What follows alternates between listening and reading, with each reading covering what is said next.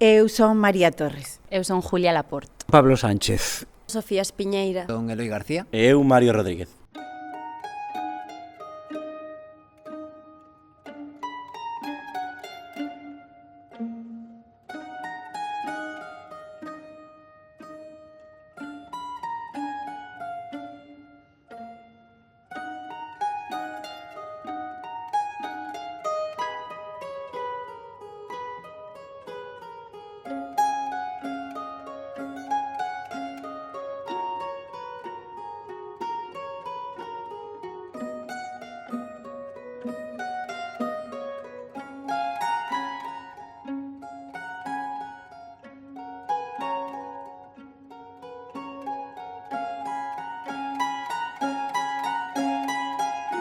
Bueno, pois, xa que teño o micro, vou eu.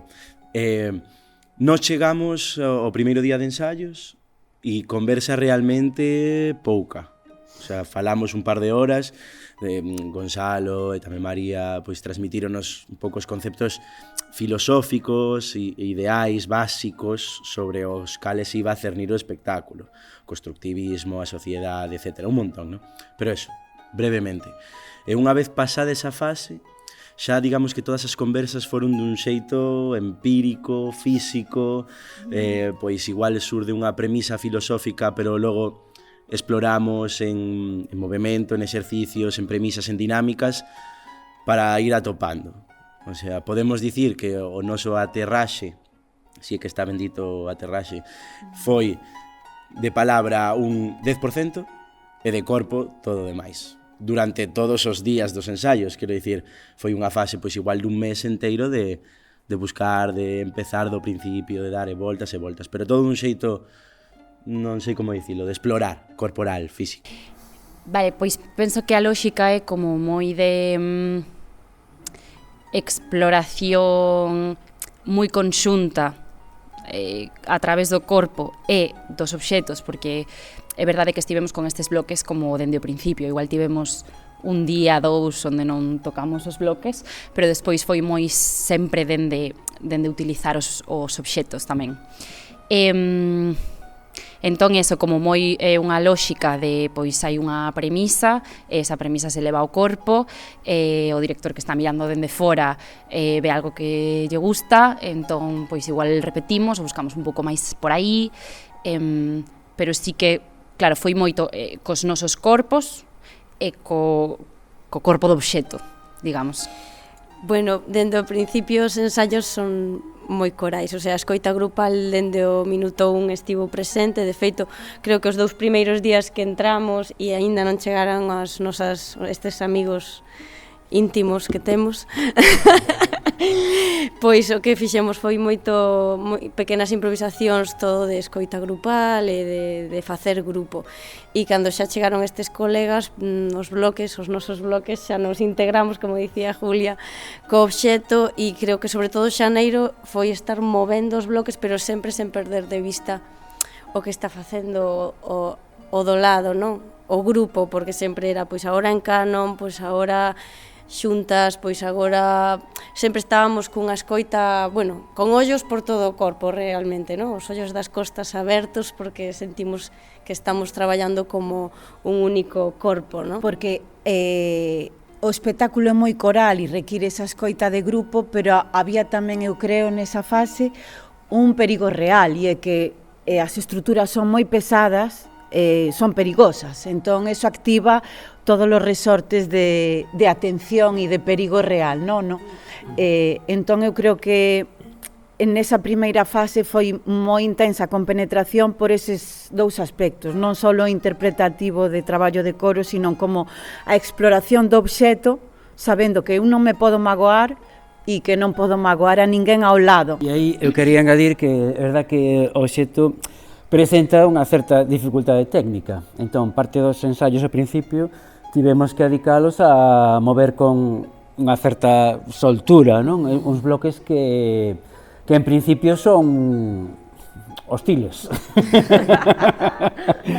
Entón, dentro do noso traballo coreográfico, o sea, de grupal, entran tamén a formar parte do grupo estes bloques como casi 6 corpos máis, ou non sei se os mesmos corpos.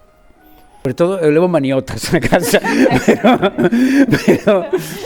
pero sí, xa que teño o micro, vou decir que bueno, quedan cosas por facer, claro, sempre hai textos que nos pola nosa conta ou secuencias de movimento que cada persoa ten que seguir traballando, porque o tempo dos ensaios, pois, non dá para todo. Eu creo que merece a pena decir que tamén levan os músculos moi tonificados, porque despois de 3 meses de ensayos eu vexo aquí uns corpos moi atléticos e moi facendo parte un todo con cada módulo, e eso é espectacular desde fora, porque non estamos falando dun malabar ou dunha pelota ou masivo. O que sí que me pasa, que non sei se vos pasa a vos, eu supoño que sí, bueno, a ti María e a Gonzalo seguro, pero o que me pasa cando estou así nun proceso é que a miña cabeza como que nunca é capaz de acabar de desconectar de todo. O sea, vou pa casa, estou ceando e digo, este momento, ou de repente un día estaba dormindo e empecé a escachar da risa por unha cousa que fixen aquí, que vira a reacción de Gonzalo, quedaba na miña cabeza, como que está todo o rato a mente aí en segundo plano, dándolle voltas aquí, porque, a ver, é un pouco a nosa vida durante todo este tempo, todo o demais vai pasando, pero, non sei, eu como que me perdo aquí un pouco nesta atmósfera. Ensaiamos 6 semanas, pero que son de 4 horas e media os ensaios.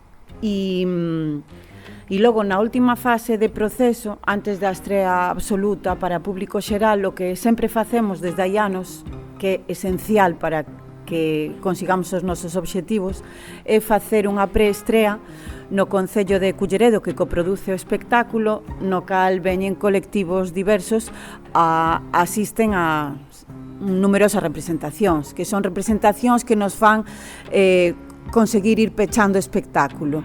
Neste caso serán 7, viñeron centros de día, centros, bueno, e a semana que ven as panais, bueno, diversas asociacións, e a semana que ven todo o alumnado de secundaria e bacharelato do Concello, e pecharemos o proceso en total, serán 8 semanas cando chega a nosa estrea pública. É moi importante porque nos axuda a confirmar se as nosas hipóteses se confirman ou se son erradas, ou se son completamente erradas ou parcialmente erradas. Entón, está por unha banda a parte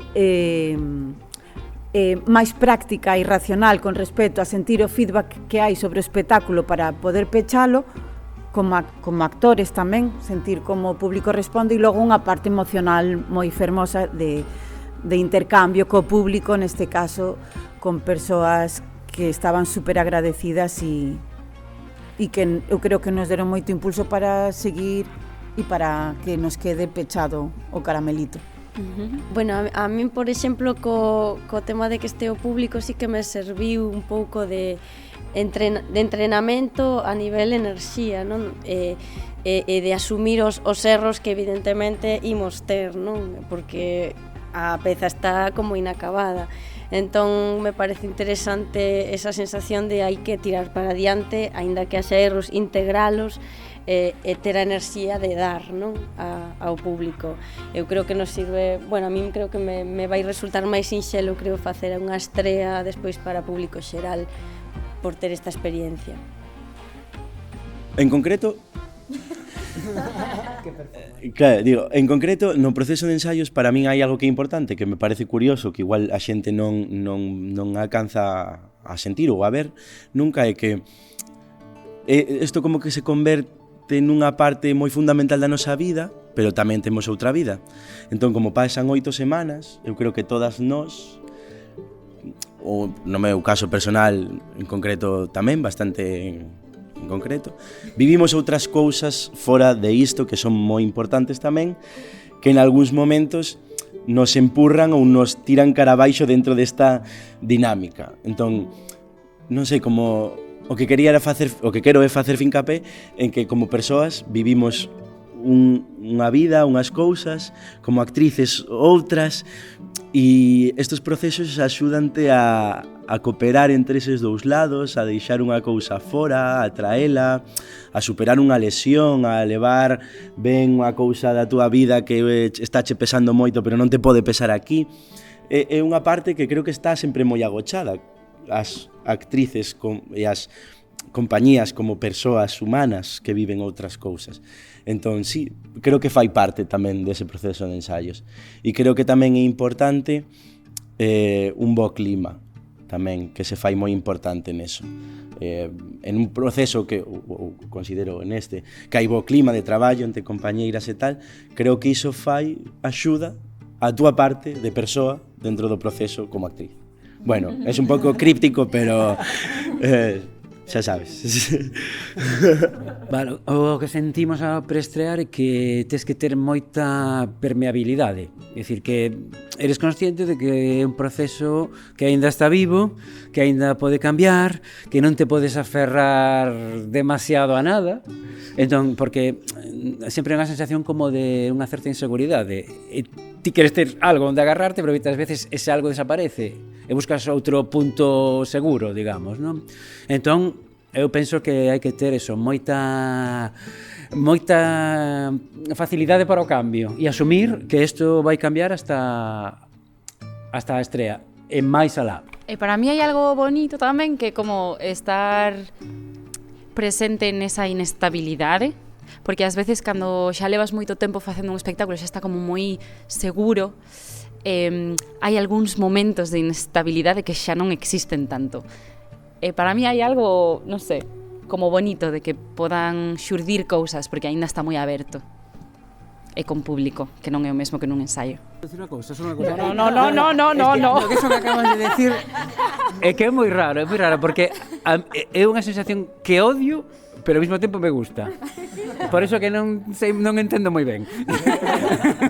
Creo que da vertixe, pero ao mesmo tempo un milagre, sabes? Cando realmente é como dar a luz, se me permite a metáfora, isto que estaba xestando, de repente, reacciona así o público, eso a mí me transforma e está moi vivo. Hai que ter eso, moita xenerosidade tamén, porque é unha creación, non hai un texto escrito, entón seguimos cambiando cousas dun día para outro e esa flexibilidade, permeabilidade a que nos permite sobrevivir e seguir crecendo.